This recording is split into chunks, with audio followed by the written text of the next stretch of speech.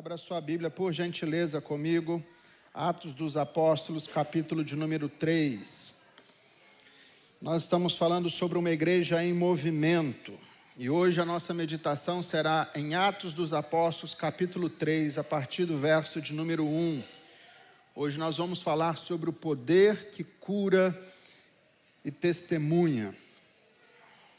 A Bíblia diz o seguinte, Atos capítulo 3, verso 1. Pedro e João estavam se dirigindo ao templo para a oração das 3 horas da tarde. Estava sendo levado um homem, coxo de nascença, que diariamente era colocado à porta do templo chamada Formosa, para pedir esmolas aos que entravam. Quando ele viu Pedro e João que iam entrar no templo, pediu-lhes que lhe desse uma esmola. Pedro, fitando juntamente com João, disse: olhe para nós. Ele os olhava atentamente, esperando receber alguma coisa. Pedro, porém, lhe disse: não possuo nem prata nem ouro, mas o que eu tenho lhes dou. Em nome de Jesus Cristo, o Nazareno, levanta-te e anda. E pegando pela mão direita do homem, ajudou-o a se levantar. Imediatamente os seus pés e tornozelos se firmaram. E dando de um salto, ficou em pé e começou a andar de um lado,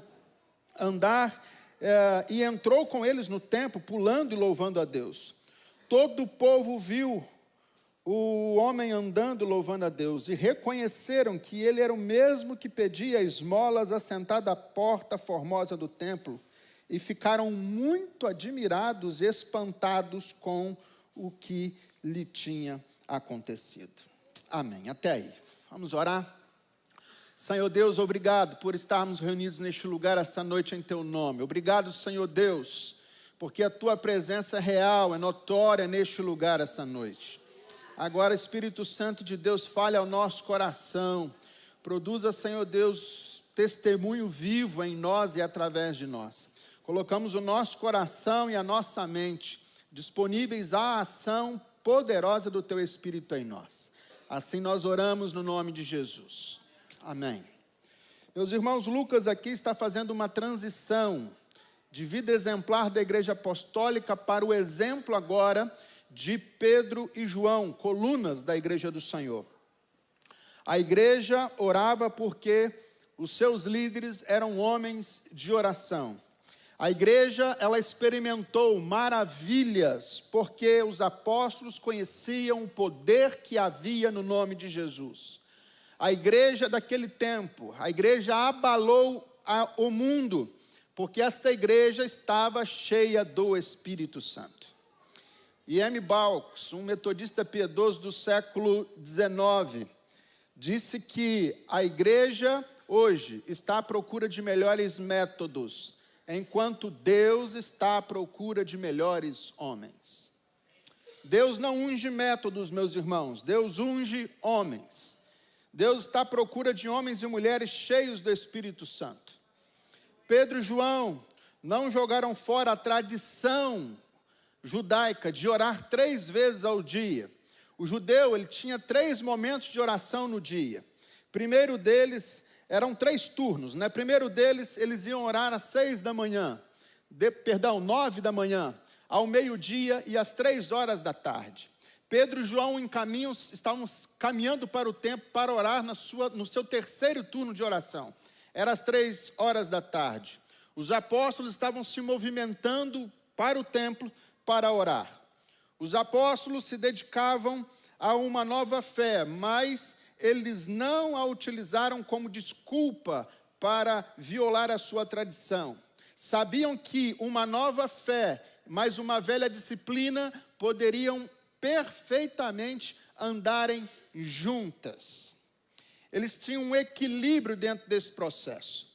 Pedro e João são vistos com frequência ao longo das Escrituras. Eles eram sócios no negócio de pesca. Lucas 5 vai falar sobre isso. Eles prepararam juntos a primeira Páscoa de Jesus, em Lucas 22. Eles foram Pedro e João que correram para o sepulcro quando ficaram sabendo da ressurreição de Jesus, em João 20. Eles ministravam aos samaritanos que creram em Jesus Cristo. Agora, eles estavam indo juntos para o templo para orar às 3 horas da tarde. A cena aqui, meus irmãos, é simples. 2 discípulos caminhando em direção ao templo, como faziam todos os dias, mas naquele dia, algo extraordinário aconteceu no ordinário.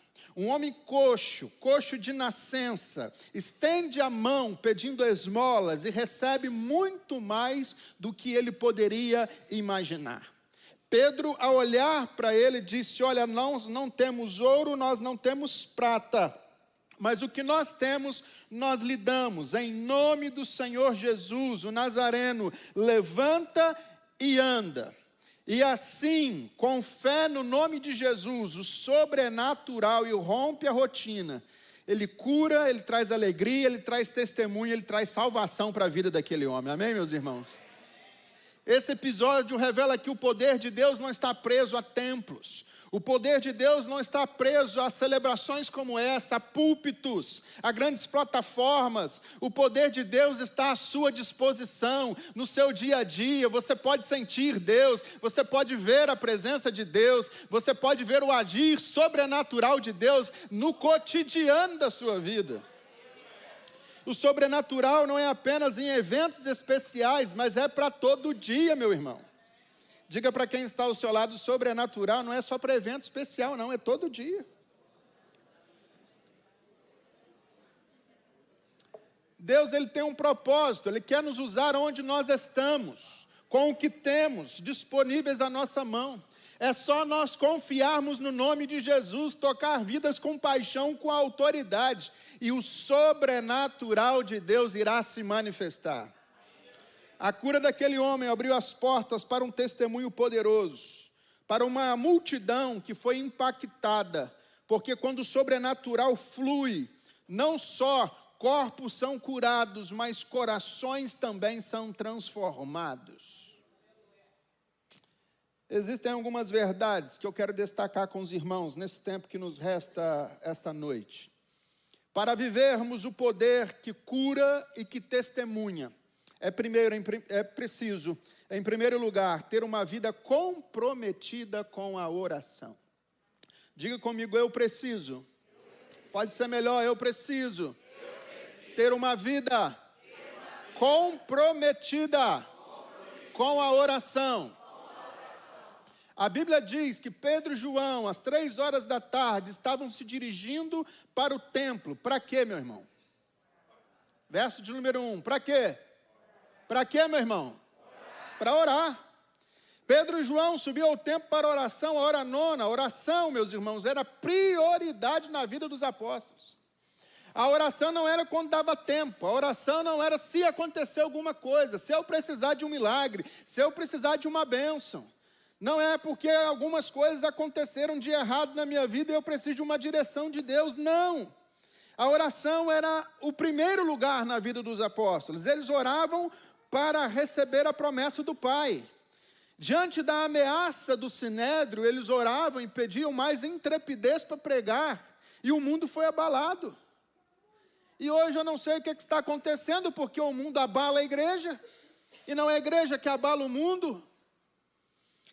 Os apóstolos tomaram uma importantíssima decisão. Atos capítulo de número 6, verso de número 4, daí nasce o ofício dos diáconos. Quanto a nós, nos consagraremos à oração e ao ministério da palavra. Os apóstolos disseram: não é lícito nós deixarmos de pregar a palavra para servir às mesas. Então vamos escolher 7 homens de boa reputação, cheios do Espírito Santo. E nós vamos encarregar esses homens dessa missão. E nós nos consagraremos à oração e ao ministério da palavra. Os apóstolos entendiam que o ministério da palavra era tão importante que eles precisavam de oração primeiro. Eles entenderam que o ministério da palavra não conseguiria ser cumprido com presteza, com dedicação, se não fosse através de oração. Palavras sem oração são palavras mortas. Uma igreja que ora abre as portas para a intervenção milagrosa de Deus. Perguntaram certa feita a Charles Spurgeon, considerado como o príncipe dos pregadores, qual era o sucesso do seu ministério. E ele respondeu: é porque eu trabalho de joelhos. Olha bem para mim aqui, por favor. Meu lugar santo de oração vale mais do que toda a minha biblioteca. Uau! John Knox, fundador do presbiterianismo no século XVI, mudou a realidade religiosa da Escócia. Por quê? Porque ele era um homem que agonizava em oração. Ele orava e dizia: Senhor, dá-me a Escócia, senão eu morro. Foi assim com os reis Josafá, Ezequias, no reinado de Judá. Foi assim com Neemias, foi assim com Jesus, foi assim com os apóstolos. Uma igreja criora cresce e se fortalece quando os seus líderes são homens de oração. Às vezes, quando nós falamos de oração na igreja, parece que é chover no molhado, mas não é.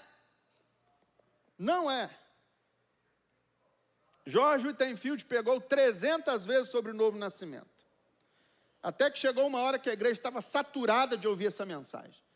E falou com ele: você não tem outra mensagem para pregar, não? Ele falou: enquanto vocês não nascerem de novo, eu não paro de pregar. Então, meus irmãos, se você acabar o seu sermão essa noite, você chegar para mim e falar: pastor, você não tem outro sermão para pregar, não? Você vai falar sempre de oração, sempre de palavra, sempre de leitura da Bíblia. Enquanto nós não aprendemos a orar, a gente não para de pregar. Amém, meus irmãos?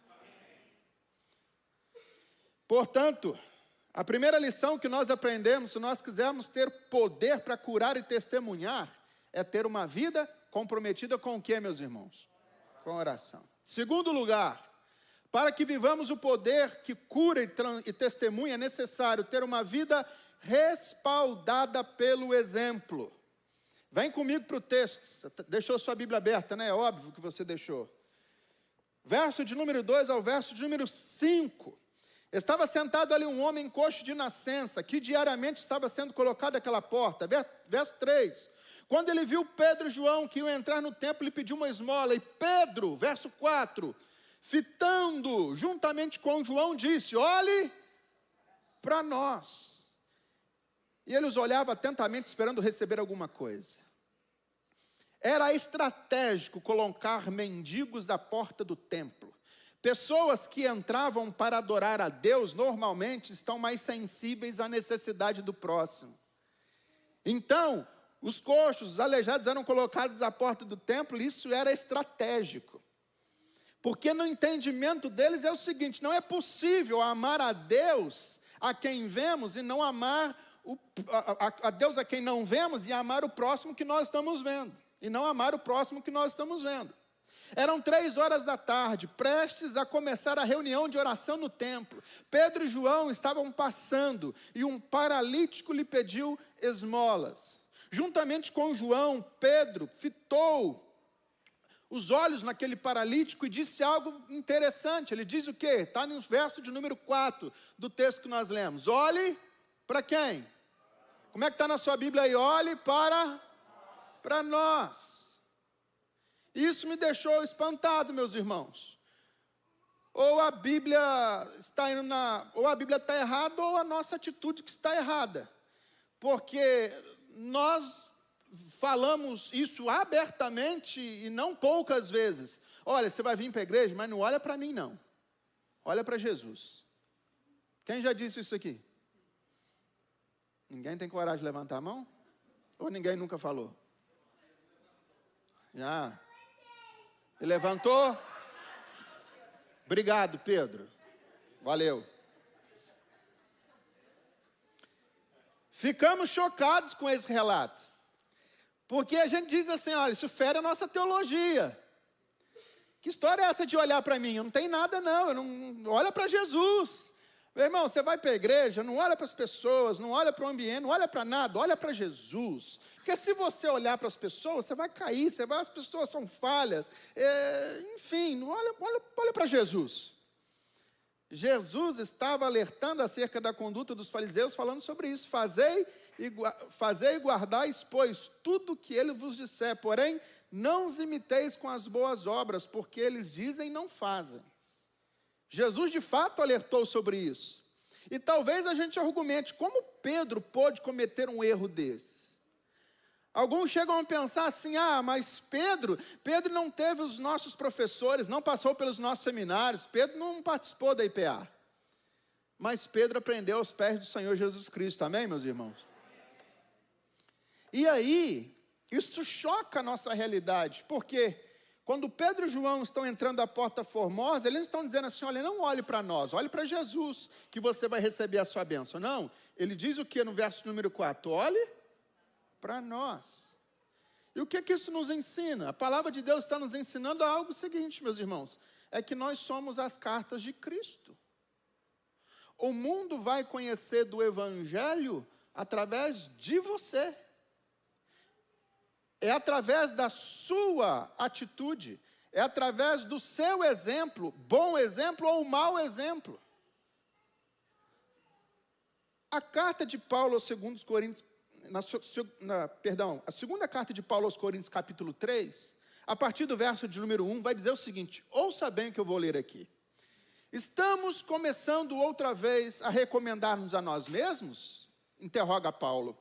Ou será que nós temos necessidade, como alguns, de entregar cartas de recomendação para vocês ou pedi-las a vocês?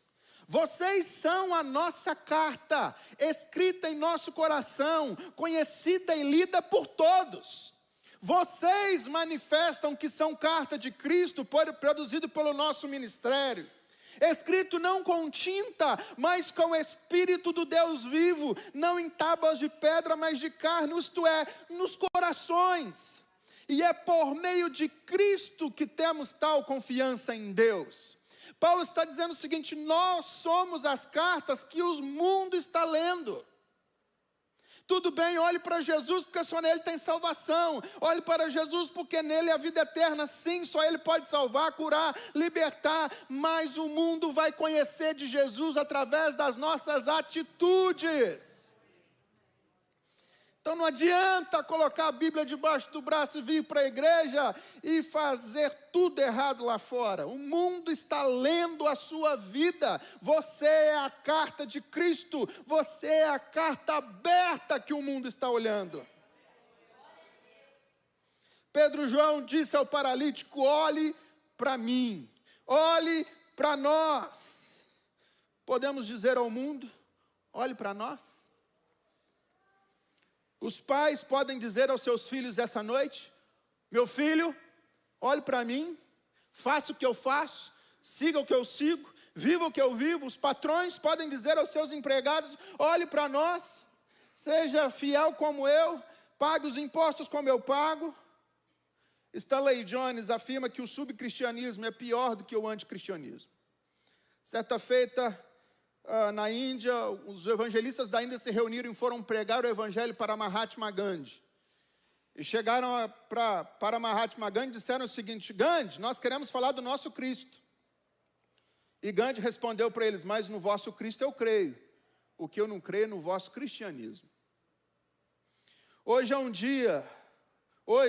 há um grande abismo entre o que falamos e o que fazemos, entre o discurso e a vida, entre a doutrina e a prática. Pedro e João estão se aproximando, estão dizendo, não olha para o pastor, não olha para o líder, não olha para Jesus, olha para mim. Seja crente, siga o caminho que eu sigo, eu estou dando o exemplo. Algumas pessoas dizem que a igreja, ela é o reflexo da vida do seu pastor. E às vezes isso me causa arrepios, meus irmãos. Porque tem algumas coisas que eu olho aqui dentro e falo assim, meu Deus, será que eu sou assim? Será que esse é o exemplo que eu tenho dado? Será que essa é a vida? Será que esse é o compromisso? Será que esse é o envolvimento que eu tenho? Será que esse é o legado que eu estou deixando? Algo que nós precisamos pensar, meus irmãos, é que muito mais do que falarmos sobre oração, nós precisamos orar. Muito mais do que falar sobre as Escrituras, nós precisamos entender o que é a Escritura. Pedro João está dizendo, olhe para nós. Se as pessoas olharem para você, elas vão estar seguindo o caminho de Jesus. Se as pessoas fizerem exatamente como você, elas serão membros maduros desta igreja. Se as pessoas fizerem o que vocês fazem, as pessoas serão uma bênção para a vida desta igreja ou uma grande maldição e um problema. Se dependesse de você, essa noite essa igreja estaria aberta? Para vivermos o poder que cura e que testemunha, é necessário, em terceiro lugar, ter uma vida com evidências do poder. Verso de número 6 ao verso de número 8. Pedro disse, eu não possuo ouro nem prata, mas o que eu tenho te dou em nome de Jesus o Nazareno, anda, levanta. E tomando pela mão direita, levantou, e imediatamente seus pés e tornozelos se firmaram. E de um salto se pôs em pé e passou a andar, e entrou com eles no templo, saltando e louvando a Deus. William McDowell diz que o mendigo pediu esmola e recebeu 2 pernas. Pedro não tinha prata nem ouro, mas tinha poder. Hoje, meus irmãos, nós temos prata e ouro, mas nos falta poder para dizer levanta e anda. O poder não estava em Pedro, o poder estava no nome de Jesus, ou seja, na suprema autoridade e poder do Senhor Jesus. Pedro conhecia o poder daquele nome e não hesitou em convocá-lo.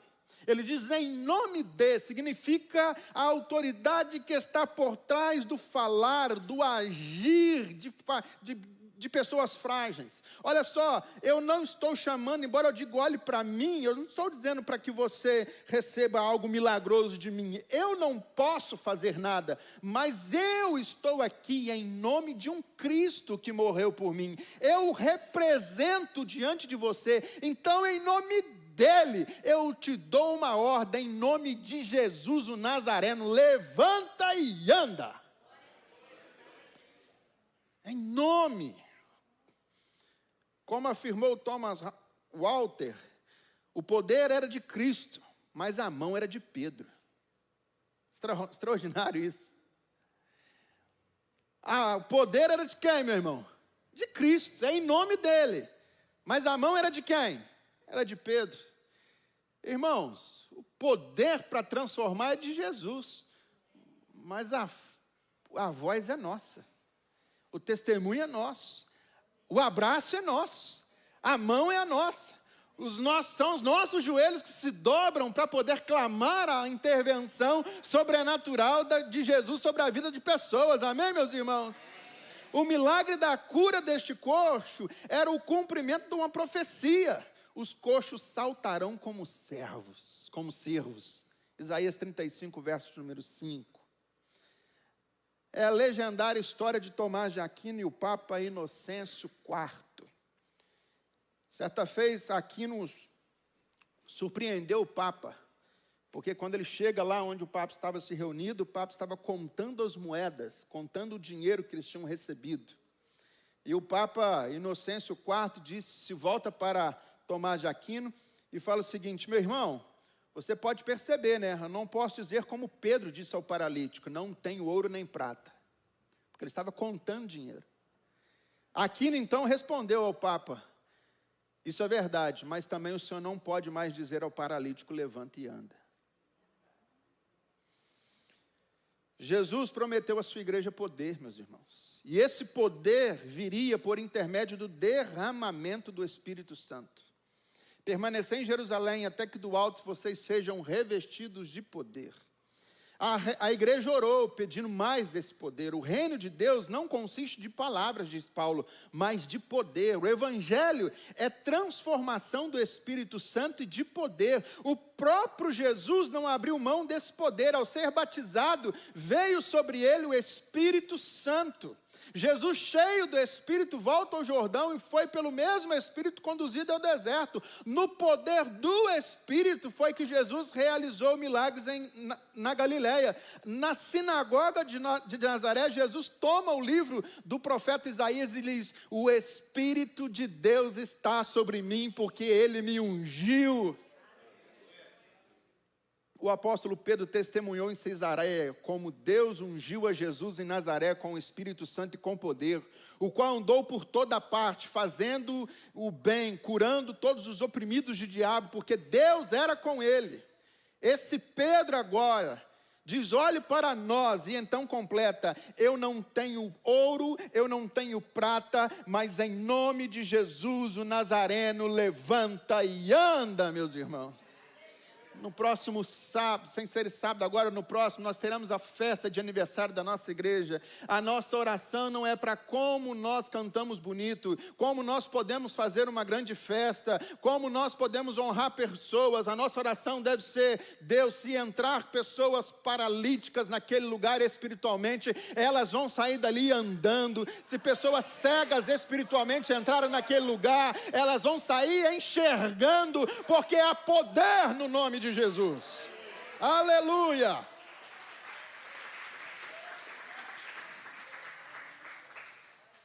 A igreja hoje está desprovida de poder, nós precisamos do Espírito Santo.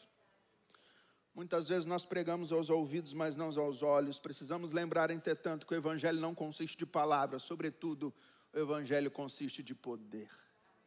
O Evangelho é o poder de Deus. Você sabe qual é a palavra grega para poder? Quando Paulo está escrevendo a sua primeira carta aos Tessalonicenses, capítulo 1, verso 5, ele fala sobre isso, que o Evangelho é o Evangelho de poder. Sabe qual é a palavra poder ali? É a palavra dínamos. Daí vem a derivação da nossa palavra dinamite. Então, quando Paulo está dizendo o Evangelho é o poder de Deus, o Evangelho é a dinamite de Deus. E aí você pode estar orando e pensando assim, mas pastor, está difícil demais, porque eu estou orando pela vida do meu esposo e parece que há uma rocha no coração dele. Parece que há uma muralha diante dele. Não sei se eu consigo passar isso. Eu tenho uma boa notícia para você essa noite. O Evangelho é o poder de Deus que vai colocar essa muralha no chão em nome de Jesus. O Evangelho é o poder de Deus. Eu encerro a minha palavra aos irmãos essa noite, dizendo que o quarto lugar, para vivermos o poder que cura e testemunha, é necessário ter uma vida cheia de compaixão. Verso 6. Pedro, por além disso, não possui ouro nem prata, mas em nome de Jesus Nazareno levante e anda. E pegando pela mão direita do homem, ajudou-o a se levantar, e imediatamente seus pés e tornozelos se firmaram. Pedro e João demonstravam compaixão, não apenas religiosidade. Guarda isso aqui comigo, que isso é importante. Essa galera do louvor, eu vou liberar vocês hoje. Deixa só o Randy aqui comigo. Está liberado, estão liberados. Só hoje, tá? Só hoje. Domingo, outra quinta, está tudo normal. Só hoje. Que eu tenho algo importante aqui para dizer para vocês. Pedro e João, eles não disseram ao paralítico assim, fica quieto, você não está vendo que eu estou indo orar? Tem algo mais importante que oração, meus irmãos? Tem algo mais importante? Não, peraí, não tenho tempo para você agora. Você não está vendo que eu tenho coisa para fazer? Que eu tenho coisa mais importante para fazer? Olha só, estou indo, está começando já a reunião de oração. Ó, a irmã do coque já puxou lá a oração lá. Ó. O fogo já está caindo lá dentro. Espera aí, não dá para te atender agora. Pedro e João, eles interromperam o exercício espiritual da oração das 3 horas da tarde para se envolver com um paralítico que estava sentado à porta do templo. Eles não agiram como o sacerdote levita na parábola do bom samaritano, lembra?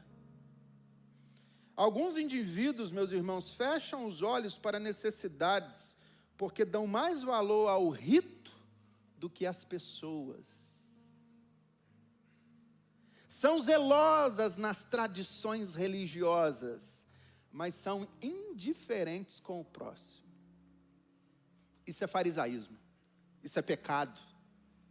Deus não se agrada disso. Algo que eu tentei expressar muito no meu livro foi isso. Foi tentar desmontar toda essa estrutura religiosa que a gente, por anos, tenta erguer. Porque não são raras as vezes que nós substituímos religião por pessoas. Talvez você já fez isso. Você já deu mais valor aos ritos religiosos do que as pessoas que estavam precisando. que estavam à beira do caminho, postas à beira do caminho, pedindo, me dê alguma coisa. Meus irmãos, IPA, vem comigo aqui. Quando nós nos reunimos neste lugar para ritos religiosos, nós perdemos a razão de estar aqui. Porque nada é mais importante do que pessoas. Jesus não foi à cruz do Calvário morrer por cadeiras, por mesas, por chão, por paredes. Ele foi morrer por você. É lógico que a gente tem que cuidar daquilo que deu, é evidente. Vocês estão entendendo o que eu estou falando? A questão é quando nós colocamos a religião, os métodos, os ritos, na frente de pessoas. Isso é prejudicial para nós. Não, aqui não pode. Aqui não pode. Não, nós não podemos fazer uma EBF. Que coisa é essa, pastor? Fazer uma EBF e lotar essa igreja de criança. Vai para as crianças com mão suja, vai sujar a parede toda. Vai ter que tirar a cadeira, vai que estraga a cadeira. Irmão, que estraga essas cadeiras tudo e a gente senta tudo no chão. Mas aqui pessoas são mais importantes do que cadeiras. Pessoas são mais importantes do que paredes. Pedro e João fitaram os olhos no paralítico. Muitos acham melhor dar uma mísera esmora, virar o rosto, mas Pedro e João olharam e encararam o mendigo. Trataram como gente. A Bíblia presta bastante atenção nesse final. Eles pararam. Eles tinham um propósito. O meu propósito é fazer o meu rito religioso. Eu vou orar, eu vou buscar do Espírito Santo. Deus vai se manifestar. Mas quando eles param e olham para aquele aleijado, aquele coxo, eles dão atenção. Eles por um momento abandonam o rito, a prática religiosa. Por um momento eles falam não, e a oração é importante, o enchimento do Espírito é importante, Deus é mais importante, mas nada disso vai fazer efeito se eu não fizer nada por este homem. Nada substitui pessoas. Pedro e João tratou aquele homem como gente. Pedro falou diretamente aos olhos daquele homem, olhe para nós estamos interessados no que você está dizendo. Colocou-se à disposição daquele homem para ajudar, foi um referencial de modelo. Pedro compartilhou com o mendigo tudo o que possuía. Pedro tinha consciência de que havia sido cheio do poder do Espírito Santo, da autoridade do nome de Jesus. Mas o poder não é usado para benefício próprio, mas para abençoar pessoas. Poder sem compaixão é autopromoção. E Deus não se agrada disso. A Igreja Metodista do Brasil, eles têm um projeto lindo, lindo. Não sei se é só no estado do Rio de Janeiro ou se é em todo o país, chamado Dia do Legado. Não sei se vocês já ouviram falar sobre isso. Sabe o que eles fazem? Onde está uma igreja metodista? Por exemplo, imagina que nós fôssemos uma igreja metodista, nós pegássemos aquela pracinha ali, e nós, igreja, compraríamos a tinta, nós iríamos pegar a vassoura, nós iríamos lá e ia dar uma faxinada no lugar, ia deixar um brinco. Eles colocam isso como o Dia do Legado. Eles saem pelas ruas capinando, eles saem pelas ruas pintando as paredes, melhorando a coisa. Irmãos, só nesse quarteirão somos 6 igrejas. Imagina bem se nós fizéssemos isso uma vez ao ano. Uma. Sabe por quê, meus irmãos? Porque muitas vezes nós estamos mais preocupados com a nossa autopromoção do que com a compaixão. Essa que é a realidade. Sim ou não, gente? Será que só eu que sinto isso? Só eu que estou sentindo isso?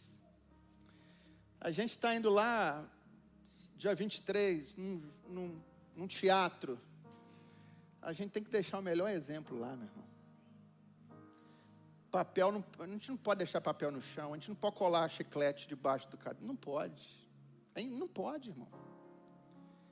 Não pode, a gente não pode. Lá vai ter vigia, nós somos a carta. A gente está sendo a carta que esse povo está lendo. Vai ter um vigia lá que vai abrir o espaço para nós. A gente não pode dar um mau testemunho para aquele povo. Eu já tive a oportunidade de estar com o prefeito da nossa cidade várias vezes. Eu nunca pedi nada para ele. Nunca.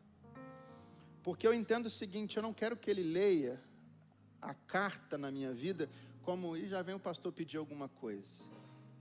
Eu quero só ter uma oportunidade de um dia chegar e orar pela vida dele. Portanto, Deus vai trazer pessoas, já está trazendo pessoas influentes nessa cidade. Por favor, eu já dei esse conselho aqui hoje, eu só reafirmo. Por favor, se está precisando que liga a luz na sua rua, marca com um vereador e vai lá durante a semana e pede. Se entrar um vereador dentro dessa igreja, pelo amor de Deus, não peça para ligar a luz da sua rua, para poder limpar a sua varanda, nada. Você precisa olhar para ele como alguém paralítico que precisa andar. Ele precisa de Jesus. Porque quando você se põe Não, eu tenho poder, você está vindo aqui, eu tenho influência, isso é autopromoção. Pedro disse assim, eu não tenho ouro, não tenho prata, eu não quero me promover, eu quero só ajudar você, em nome de Jesus, levanta e anda. Talvez nós vamos receber pessoas no aniversário da igreja. Minha oração é para que aquelas pessoas que vão entrar ali, sem andar, saindo dali pulando e exaltando e glorificando ao nome de Jesus. Está todo mundo comigo aqui? Você pensa assim também? O poder não é usado para benefício próprio, mas para abençoar pessoas.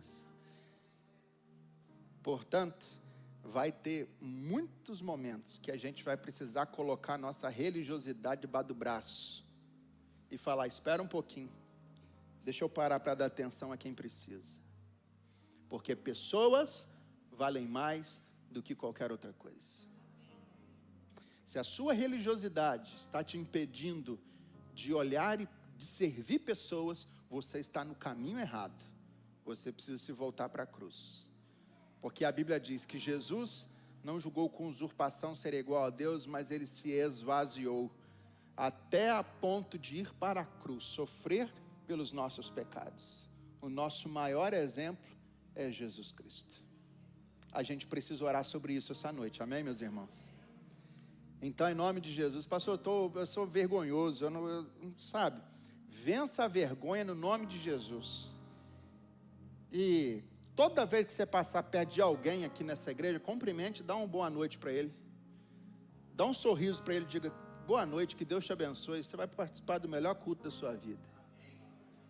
Você pode começar fazendo isso agora. Vire-se para quem está ao seu lado, aperte a mão dele e fala, que Deus te abençoe, que você tenha uma semana de vitórias, que Deus abençoe a sua vida.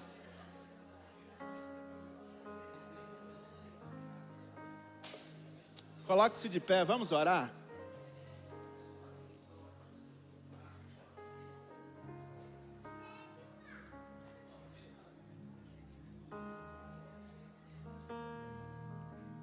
Não é bom receber um boa noite assim, com um sorriso legal?